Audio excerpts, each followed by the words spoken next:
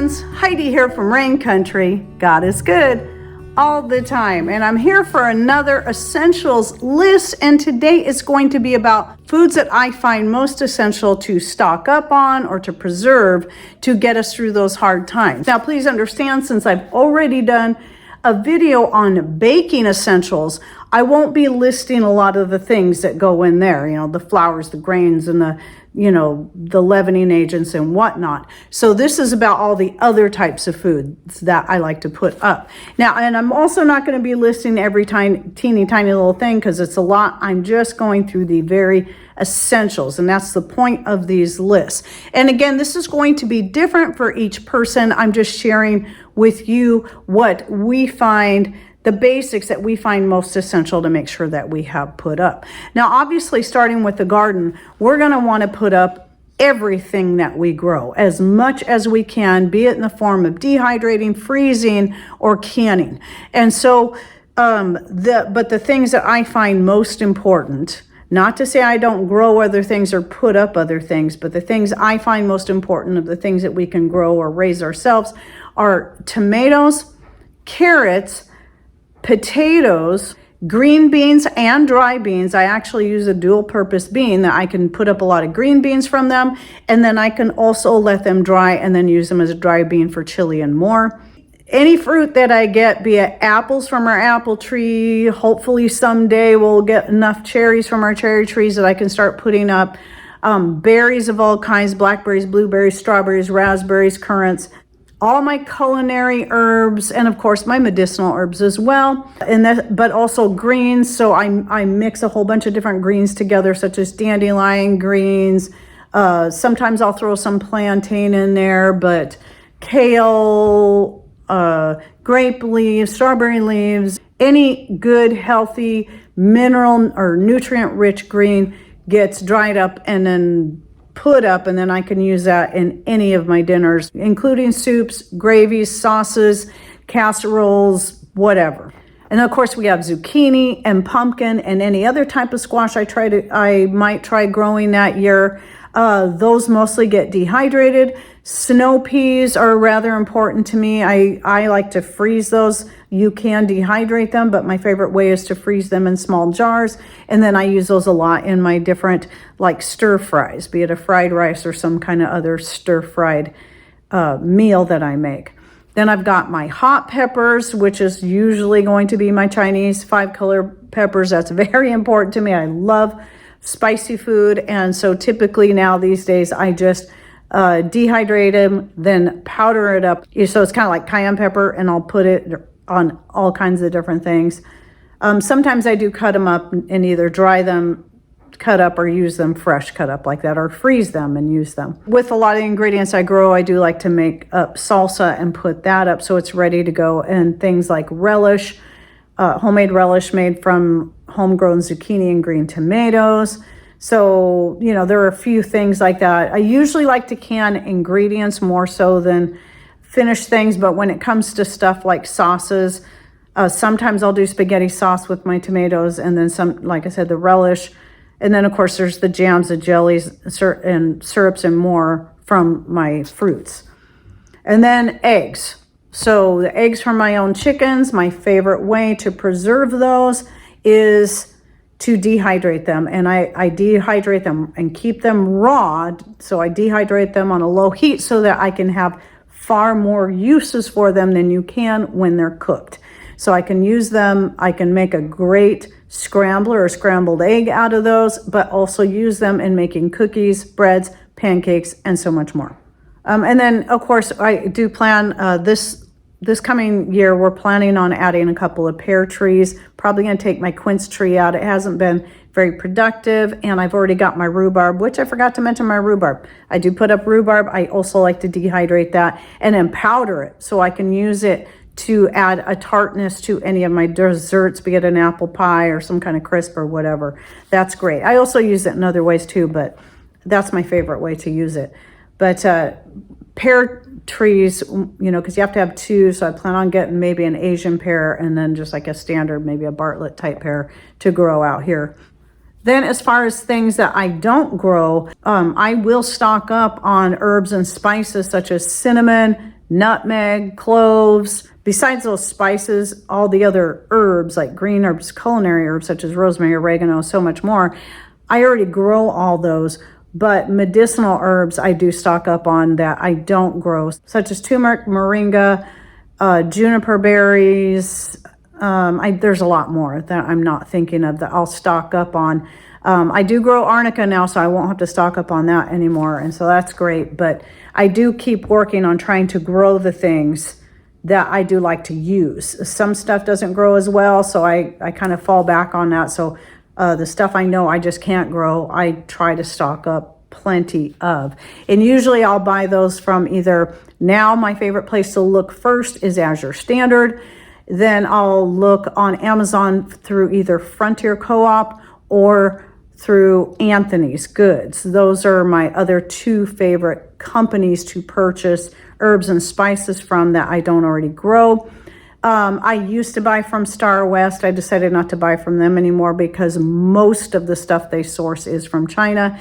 You're going to get that from pretty much any company because there's some things that is almost impossible to get here. But unfortunately, Star West does get most of their stuff from China, whereas Frontier and Azure, and Anthony's, they get their stuff from all over. You know, they try to get as much from the U.S. as they can. And of course, I put up a lot of meat, that's going to be any of the clean meat. So I put up a lot of beef is my favorite, and then any wild meat we can get, which we do have a lot of elk and deer, any kind of fish such as cod and salmon. Oh, and then of course, chicken and turkey. I almost forgot to mention those. And I'll put those up in the form of either canning them or cooking them up and then dehydrating the remainder after I freeze the cooked meat first. Any of the meats left over, like a turkey or roast chicken or just a beef, elk, or venison roast that we don't finish off or I don't use right away in another meal, I will freeze that meat and then I'll dehydrate it and then vacuum seal into jars. And but having some canned meat, you know, like canned ground beef and canned chunks of any kind of meat is also can make for a really fast meal. But the dehydrated meat, when you do it that way, works. It takes up a little less room, and as long as you're going to be cooking it in a liquid anyway, it's almost just as quick as, you know, using something that you've canned, like pressure canned. I also like to put up a lot of nuts and seeds as another source of protein and nutrients, especially seeds that I can add to breads, you know, pancakes, cookies, and more, because it's just another way you can get more of those minerals, because a lot of your seeds are going to be high in necessary minerals such as manganese, magnesium, calcium, potassium, and so on. And then, of course, I'll put up any other fruits and vegetables that we don't grow. I will buy those from like Misfits Market or locally, or get them from a friend or barter, and then I'll can or dehydrate those up. I like to also make sure I have some kind of baking chips on hand. I, in fact, just recently, still looking for a good organic, healthier form of butterscotch chips, but they are almost impossible to find. But I did find that Azure Standard actually carries the organic milk chocolate chips as well as the organic white chocolate chips. So I did order some of those. And then I also store ingredients for making my own homemade chocolates. I have a whole playlist on that because I create my own recipes that just are based off using organic cacao butter and organic cacao powder. So I have a lot of that stored up. And aside from the grains that I mentioned in the baking video, I do, of course, store up a lot of white rice, as well as, that's the most I store up on as far as rice goes. Organic white rice, I get it from Azure Standard, and I also get from them their wild rice. I don't put up as much of that, it's more expensive, but that's something I only really use for when I'm cooking a chicken or a turkey and I want to make a stuffing. I make a wild rice stuffing out of that. It's great because it's gluten-free, and usually we have at least one person that's coming over to eat when we're making a meal like that needs to be gluten-free. And then, of course, popcorn. We have to have popcorn. And then oats, so whole rolled oats. I didn't think to include this in the baking section, even though I use them in baking. They just get used, they're, to me, a multi-purpose purpose food, because you can use it to make granola, you can use them to make a hot cereal, and I also add them to my chicken scratch. So some oats, so whole organic rolled oats, again, I get from Azure Standard, are something that I do stock up heavily on. And then even though I can grow my own dry beans, the only ones I can get to do really well are the runner beans. You know, I do the scarlet and the sunset runner beans. Those do best for me as both a green bean and a dry bean. But I do still like to stock up on kidney beans and pinto beans. Kidney beans specifically for making chili, where the pinto beans more specifically for making what I call the Tar Heel beans, or even making a bean filling for burritos. Though I know there's a lot more foods I could have mentioned in here, but those are the main essentials that I like to make sure that we have plenty of. And yes, there are some different luxury foods I'll sometimes put up, like some green olives and black olives, but a lot of these things are things we could certainly live without if we had to. But there are things that I do find most important, and that's what I listed here. I'm pretty sure I may have left something out, but these are the things that come to mind right away.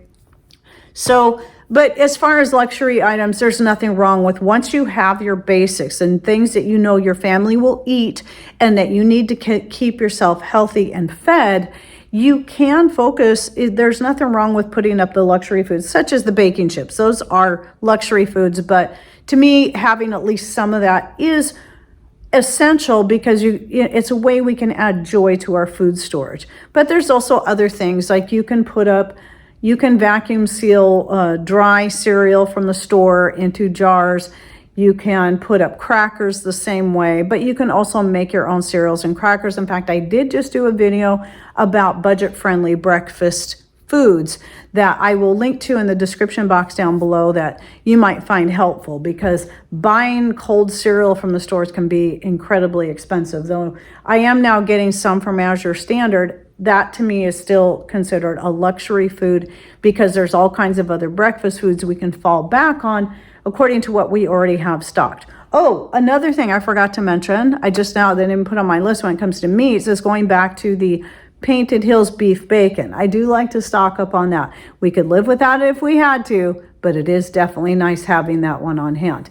So anyway, I hope you enjoyed this list. It gave you an idea of just some things you might want to consider. And if you're interested in more things like extra things, I do have a whole bunch of different videos where I decide I'm going to go ahead and put this up or this up, just at least a little bit of that, so we can have something just to add a little more variety to our food storage. But again, that's going to be tailored to each person, what you find best for you and for your family. So what I'll do is I'll put the link to whatever playlist I have that is most about food storage, and that might give you a few more ideas in there. Because I know one of my more popular videos I did back in 2020 was beyond rice and beans, food storage beyond rice and beans. But even since then, I've changed up a few things and added different things. And so that's always changing, always adding something new, but then always still sticking with my basic essentials that I listed here. All right, well, I hope you enjoyed this video, and please throw in your thoughts and ideas and comments down below. What are your favorite things to store up on? What do you see as essentials? And thanks for watching. Take care, and God bless.